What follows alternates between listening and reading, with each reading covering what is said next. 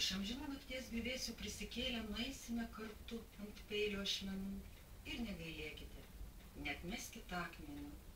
Vis tiek šventieji liksim nekalti, vis tiek ugnis išdegins mūsų atmintį ir skleisi žiedas šviečiantis naktį.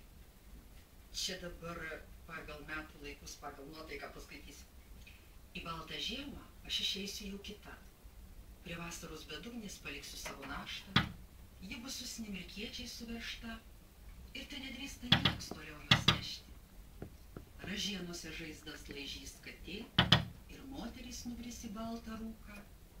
Ne kojas joms gyvenimus skaudės, o vasarą primins tik atviruką. Na čia dar viena apie lapkritį žaidimas.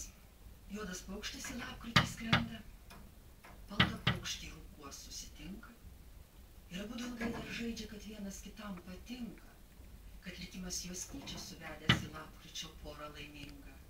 Ir taip žaidžia, žaidžia ir žaidžia, bet ore jau siūbuoja snaigiais ir likimų įnoris baigęs juos apgauti žaidimo metu.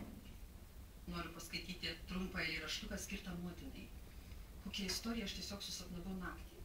Sapne mačiau mažą žalią drugelį ir žinojau sapne, kad tai yra mano motina.